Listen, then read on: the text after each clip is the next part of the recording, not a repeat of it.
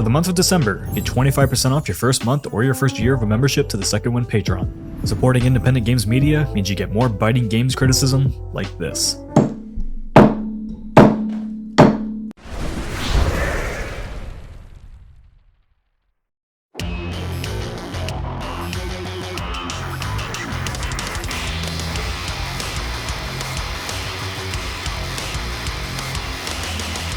I once did one of my characteristically insightful and broadly sexually arousing semi-ramblomatic videos arguing that a future tentpole Mario game being some kind of grand open-world sandbox is at this point a practical inevitability, citing the numerous instances of Nintendo testing the open-world waters with Breath of the Wild and Bowser's Fury. I stand by this prediction, but what I didn't predict was that Nintendo was going to make every single one of its signature franchises go the open-world sandbox route first. Between Mario Kart, Donkey Kong, and now Metroid, I mean, Christ, how much testing does this water need? What are you, a sewage treatment facility? Well, speaking of treating sewage, let's review Metroid Prime 4, the long-awaited sequel to the classic Metroid Prime series that once many years ago managed to cream an entire auditorium's worth of genes just by slowly fading in on a logo. But now it's fully manifested, I'm afraid to say that may have been as high as the river of cum was ever going to rise. I'm being slightly cruel, I enjoyed it enough to finish it, and it's not like I can sustain myself entirely on spite, whatever my school reports said. The plot concerns famed space bounty hunter and Irish folk hero Seamus O'Ran, who is fighting against the evil space pirates as part of the Space Federation military because she's still unclear on what a bounty hunter actually is. When an ancient mystical artifact gets knocked off a shelf and she and a bunch of other nearby dudes get teleported to a planet in a distant galaxy where a recording from an ancient alien race tells her she's the chosen one destined to collect the sacred artifacts to help save their world from the evil corrupting force that they were unwise enough to try to exploit. Jesus, change the fucking record. Space pirates, lonely mysterious planet, how many times has the Metroid series danced this particular jive? How many ancient civilizations have nominated Seamus the chosen one now? She is to ancient prophecy what Green Day is to my local indie rock station. It doesn't help that yes, the planet has a jungle bit, a desert bit, a snowy bit, a volcano bit, and a tech base, nor that most of the boss fights give me Metroid Prime 1 deja vu, a plant monster with area denial tentacle attacks, a roly-poly armor-plated hedgehog thing that's basically the final exam for the side dodge move. It's just now instead of Phazon, the all-pervading corrupting force is something called green energy, and you thought those windmills were just an eyesore. But there's also a small handful of Federation soldiers that Seamus meets across the course of the game and gathers in home base like they're a fucking tea set, and they're all distinctly characterized. There's the loner, the gruff sergeant, the rookie, the tech nerd, who lifts his helmet to reveal, yes, he's wearing nerd glasses underneath his armoured faceplate that was also made to look like it's wearing nerd glasses, and they all spend the game going utterly moist in the gusset over getting to hang out with Seamus O'Ran herself, and it made me think of another video I made. Oh goodness, I'm plugging myself a lot today, better watch that, Mum says I'll go blind, in which I posited that perhaps silent protagonists don't really work in a serious context when surrounded by distinct vocal characters. It feels a bit off when the other guys are still talking at her with any amount of enthusiasm when she just grey rocks them the whole time, staring through an opaque visor behind which she could be rolling her eyes or blowing raspberries for all they know. And don't get me started on when they start sacrificing themselves for her. Made me think of the end of Stray. Go on without me, save yourself, remember me, remember our struggle. Cut to incredibly confused cat, blankly staring as if to say, sorry, who were you again? There's a poor sense of who the villain is or what we're up against. Some dude called Psylux muscles his way into final boss privileges and the game props him up like we're supposed to give a shit, or indeed know who he is at all. But there's no connection between him and anything else. All we know is that he's a space pirate who never speaks, and his name rhymes with sucks. Metroids show up in only the tokenist of token ways. You see one during the prologue, and then every time you scan a boss, the text description says, this guy's huge and got a narc on because there's a Metroid inside him. No, we're not going to show you, and he doesn't feel like coming out, but he says hi. So the whole plot's a write-off, but about that open world element I was hinting at, basically you've got your traditional sprawling Metroidvania areas, the jungle bit, the snowy bit, the IKEA showroom,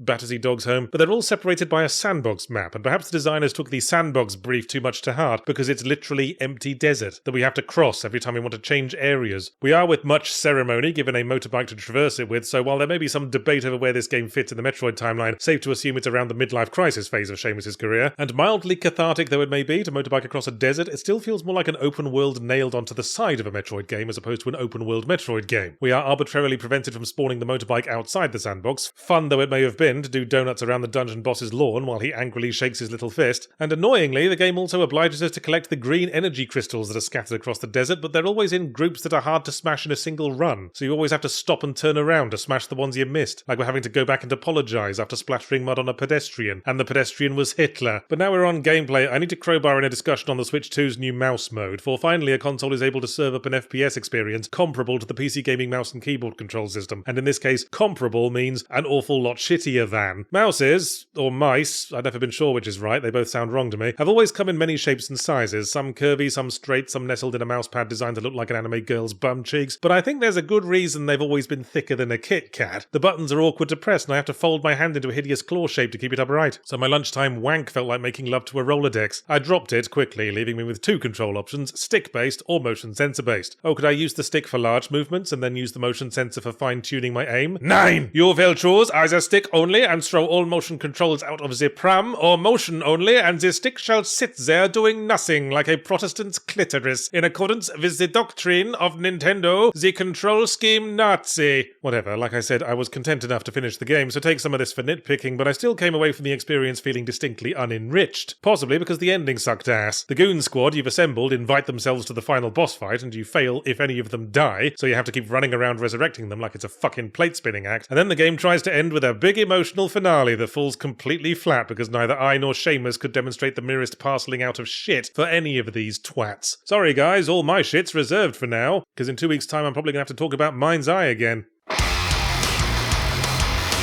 This video is brought to you by Incognate. Hey, I hire a cleaner to take care of my house and make sure the carpet directly under my office chair doesn't go all crunchy and weird from all the spunk. And I thought the other day, hey, why isn't there a service for cleaning the internet of all the disgusting little deposits of myself I've left around, so people stop trying to steal them and scam me for blackmail money and child support? Well, that's what Incogni's for. Instead of hiring a cleaner and profusely apologising as they enter the room, all you do is sign up at incogni.com/secondwind, using code secondwind for 60% off, of course, then sit back as they go to all those data brokers with your personal details and DNA profile and give them all a damn good scrubbing. And now, if there are any particularly sodden bits of carpet, read internet, you can use the custom removals feature with the unlimited plans to point them out and make sure they get some extra special TLC. Now I'm safe in the knowledge that Incogni has my back no matter how many of my carpet cleaners run to the tabloids. Yes, just go to incogni.com/secondwind and use code secondwind to try Incogni for yourself with 60% off, just like all smart carpet owners.